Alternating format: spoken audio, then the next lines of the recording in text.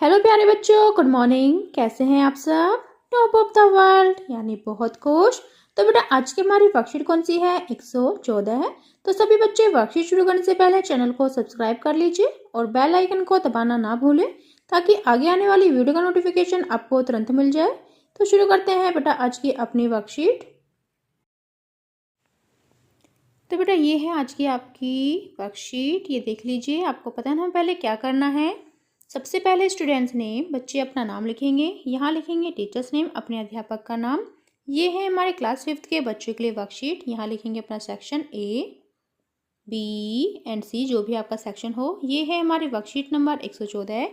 क्या डेट है? 21 नवंबर 2020। ये हमारी इंग्लिश की वर्कशीट है जो आपकी टेक्स्ट बुक मैरीगोल्ड से ली गई है, unit 7 Gulliver's travel.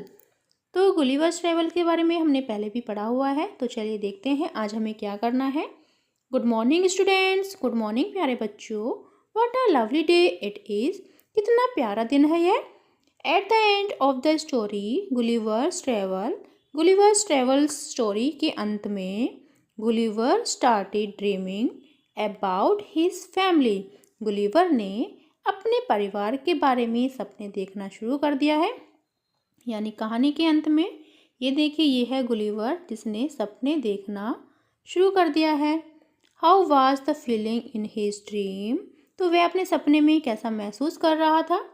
Hurray I am back at home. Hurray मैं घर वापस आ गया हूँ। तो ये गुलिवर सपने देख रहा है।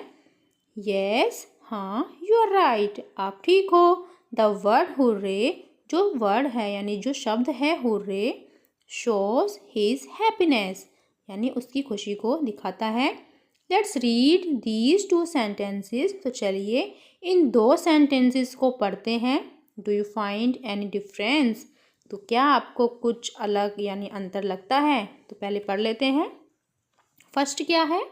लेट्स ईट ग्रैंडमा, चलो दादी खाते हैं। फिर नेक्स्ट क्या है? लेट्स ईट कॉमा ग्रैंडमा, दादी चलो आओ खाते हैं।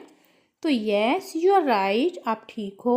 इन द सेंटेंसेस ए, यानी ए सेंटेंसेस में, ए वाक्य में, it sound like we are going to eat grandma, मतलब ऐसा महसूस हो रहा है, ऐसा लग रहा है कि हम अपनी दादी को खाने जा रहे हैं। And no one wants that, और ऐसा तो कोई नहीं चाहता। इन द सेंटेंसेस बी, और बी सेंटेंसेस में, we are inviting grandma to eat with us. तो जो वाक्य बी है उसमें हम अपनी दादी को अपने साथ खाने के लिए इनवाइट कर रहे हैं।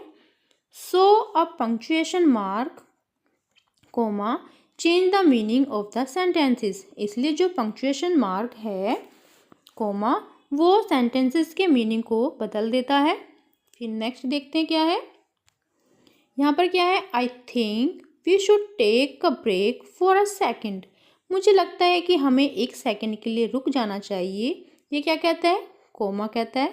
कोमा यानी जब हम कोमा लगाते हैं तो हमें कुछ सेकंड के लिए रुक जाना चाहिए।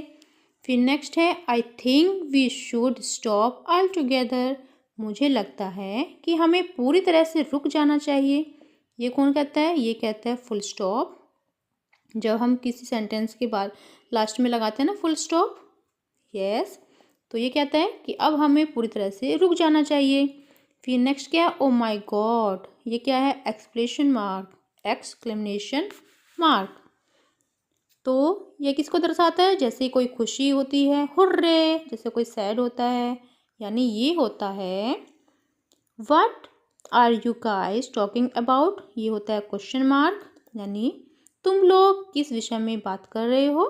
तो जब हम किसी से कुछ पूछते हैं, क्वेश्चन करते हैं, तो हम बाद में लगाते हैं क्वेश्चन मार्क। फिर नेक्स्ट क्या है? आई शो पोसेशंस, यानी ये होता है एब्स्ट्रोफ।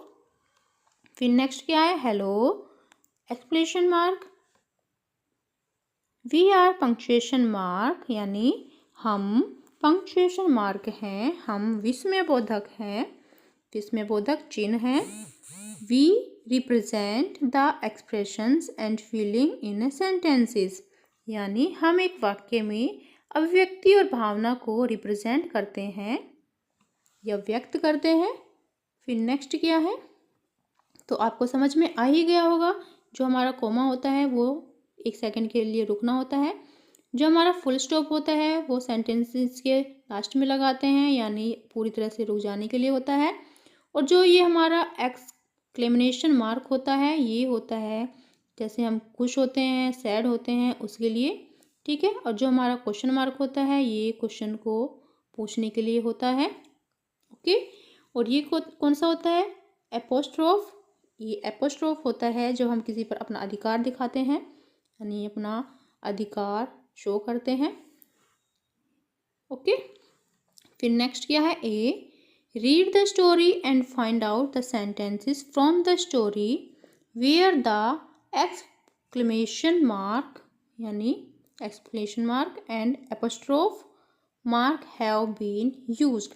तो आपको क्या करना है? आपको पहले कहानी पढ़ें, रीड द स्टोरी, कहानी पढ़ते हैं, and find out the sentences, और उन वाक्यों को ढूंढते हैं फ्रॉम द स्टोरी, कहानी से, जहाँ पर एक्सप्लेनेशन मार्क और एपोस्ट्रोफ मार्क यूज़ किए गए हैं। तो आप अपनी कॉपी में उन सेंटेंसेस को लिखिए जहाँ पर ये दोनों मार्क, एक्सक्लेमेशन मार्क, ठीक है, और एपोस्ट्रोफ मार्क यूज़ किए गए हैं। तो जल्दी से अपनी बुक निकालिए मैरीगोल्ड और चैप्टर पढ़िए और वहाँ से सेंटेंसेस लिख लीजिए। फिर नेक्स्ट क्या है अभी?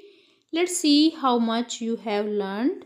तो चलिए देखते हैं आपने कितना सीखा है। रीराइट द सेंटेंसेस, दोबारा से सेंटेंसेस को लिखते हैं। यूज़ कोमा, यानी आपको कोमा का यूज़ करना है। कैपिटल लेटर्स का यूज़ करना है। फुल स्टॉप का यूज़ करना है। क्वेश्चन मार्क का यूज़ करना है। एंड एक्सक्लेमेशन मार्क और एक्सक्लेमेशन मार्क का यूज़ करना है। To make the sentences perfect, यानी परफेक्ट सेंटेंसेस को बनाने के लिए one has been done for you, और एक आपके लिए कर दिया गया है। जैसे ए क्या है? फिर देखिए हमारे लिए क्या किया गया है? A, please give me your notebook. तो यहाँ पर फुल स्टॉप भी नहीं लगा हुआ और यहाँ पर कैपिटल लेटर में नहीं लिखा। तो उन्होंने जो हमारे लिए किया है वह ये देखिए, प्लीज़ यानी कैपिटल लेटर में लिखा है पहले, गिव मी योर नोटबुक, फिर लगाया फुल स्टॉप, तो यानी ये वाला ठीक है। फिर नेक्स्ट देखिए भी क्या है? Pinky, Maya and Zoya are my friends. तो हमें क्या करना है? पहले हमें जो नाम है पहले कैपिटल लेटर में लिखेंगे, पिंकी, PINKY, पिंकी। फिर लगाएंगे हम कॉमा, पिंकी, क्योंकि यहाँ पर कॉमा भी नहीं लगाया। फिर लिखेंगे माया, क्योंकि ये भी नाम है, तो जो नाम होते हैं उनका पहला अक्षर होता है कैपिटल लेटर में, माया, एंड AND, एंड फिर है नाम जोया, यानी जोया का जो पहला लेटर है वो कैपिटल लेटर में लिखेंगे, Zoya, are my friends, FRIENDS, friends, फिर फुल स्टॉप, ठीक है। तो हमने क्या किया है इस सेंटेंस में? हमने पहले पिंकी को, यानी जो पहला लेटर है पिंकी का, उसको कैपिटल लेटर में लिखा है, ठीक है। फिर कॉमा लगाया है। फिर माया का जो फर्स्ट लेटर है उसको कैपिटल लेटर में लिखा, and Zoya are my friends, फिर फुल स्टॉप लगाया, ओके। फिर नेक्स्ट ऐसे ही देखिए, hurray we have won the match. तो हम इस सेंटेंस को कैसे लिखेंगे? पहले हुर्रे को हम कैपिटल लेटर में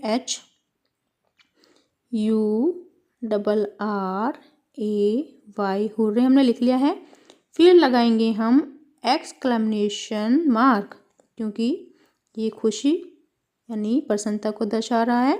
we have won the match, हमने मैच जीत लिया है। फिर लिखेंगे we have, HAVE, have won the MATCH, match, और फिर लगा देंगे फुल स्टॉप, ठीक है। तो ये सेंटेंसेस हमारा कंप्लीट हो गया है। फिर नेक्स्ट देखो, नेक्स्ट क्या है? डी, वेयर आर प्रथम, अमित एंड संभव गोइंग। तो हम पहले क्या करना है? जो वेयर है पहले हम कैपिटल लेटर में लिखेंगे, पहला लेटर वेयर, WHERE,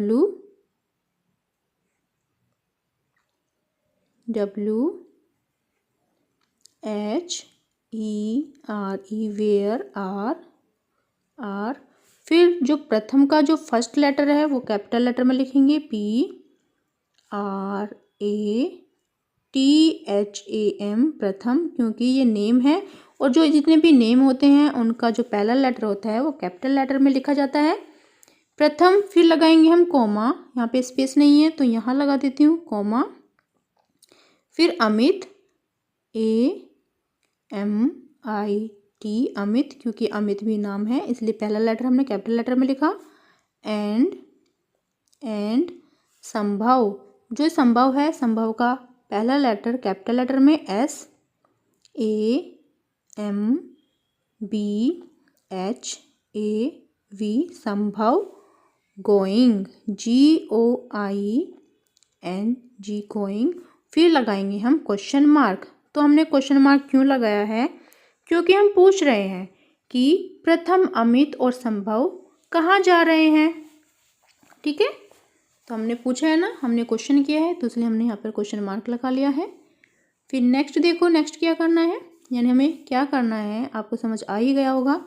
वेयर का पहला लेटर कैपिटल लेटर में, फिर प्रथम का कैपिटल लेटर में, फिर यहाँ पर लगाएंगे कोमा, फिर जो अमित है वो कैपिटल लेटर में लिखेंगे A, एंड संभव गोइंग, फिर लगा देंगे क्वेश्चन मार्क। ठीक है, फिर नेक्स्ट क्या है, farmer's wife is very kind lady, यानी जो किसान की पत्नी है वह बहुत ही दयालु लेडी है, औरत है। फिर हमें क्या करना है, जो फार्मर्स है उसका फर्स्ट लेटर कैपिटल लेटर में लिखेंगे FARMERS, farmers, wife WIFE, wife, is very kind KIND, kind, LADY, lady, और फुल स्टॉप। ठीक है, तो ये हमारा सेंटेंस कंप्लीट हो गया है। फिर नेक्स्ट क्या है, अभिभावकों के लिए सुझाव, बच्चों से चर्चा करें कि यदि उन्हें किसी स्थान की यात्रा पर जाना हो तो वो कौन कौन सी वस्तुएं अपने साथ लेकर जाएंगे। Covid appropriate behaviour message, keep maintaining physical distance of 6 feet या 2 यार्ड्स, यानी कोरोना जैसी महामारी से बचने के लिए 6 फीट की दूरी या 2 गज की दूरी को मेंटेन करके रखना है। तो बेटा ये थी आज की हमारी वर्कशीट, सभी बच्चे इसका रिप्लाई करेंगे।